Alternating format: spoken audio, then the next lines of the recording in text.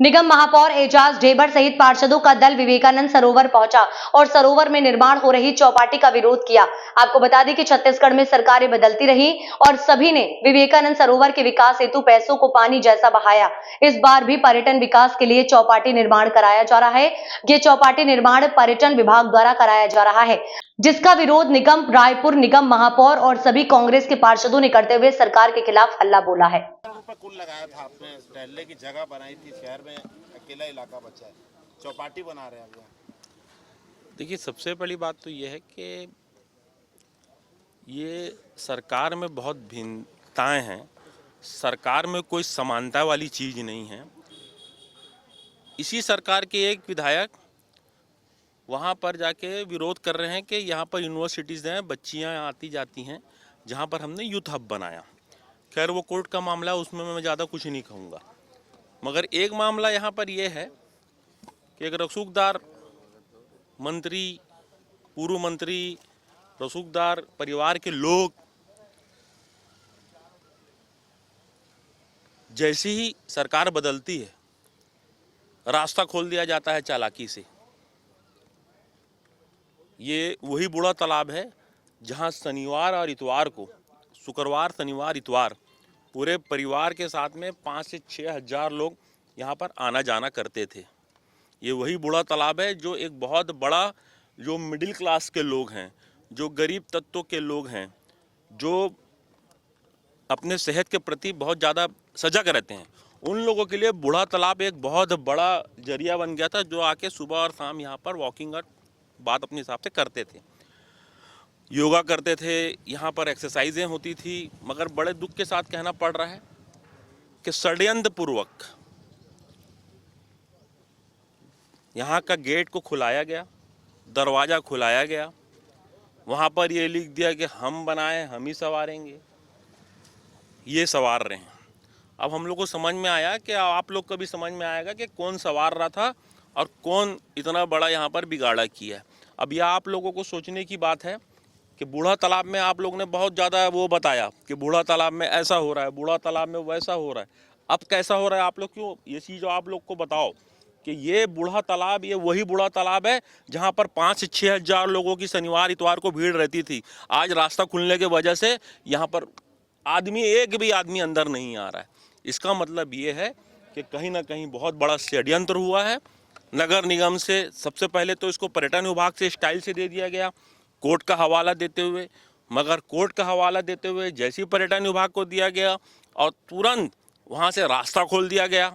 रास्ता खोलने के उपरांत, रास्ता अभी खुला नहीं है, उसके तुरंत उपरांत यहाँ पर चौपाटी बना दी गई।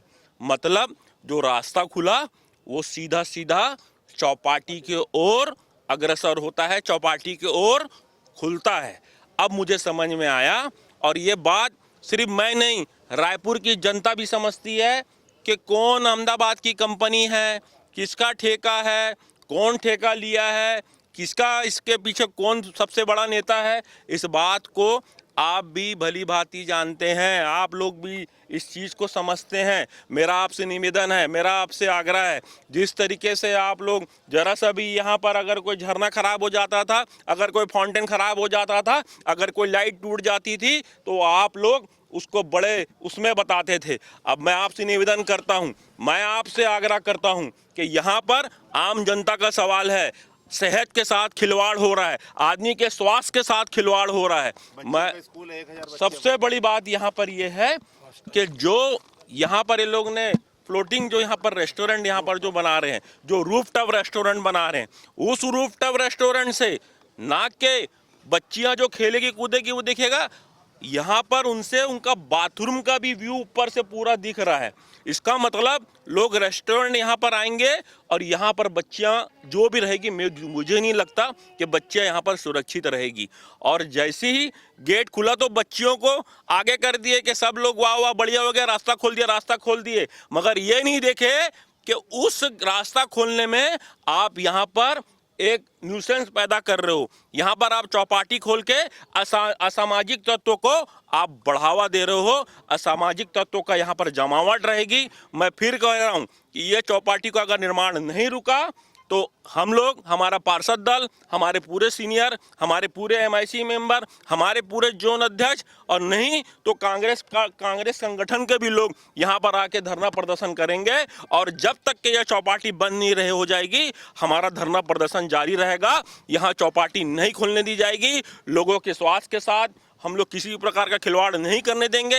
बच्चियां जो अंदर पढ़ रही है उनकी सुरक्षा को हमारी जवाबदारी है। यहाँ हम जनप्रतिनिधि चुनकर आए हैं, वो हमारी जवाबदारी है। अगर इस तरीके का यहाँ पर चौपाटी अगर जबरदस्ती खोली जाती है तो इसका कड़ा विरोध करेंगे।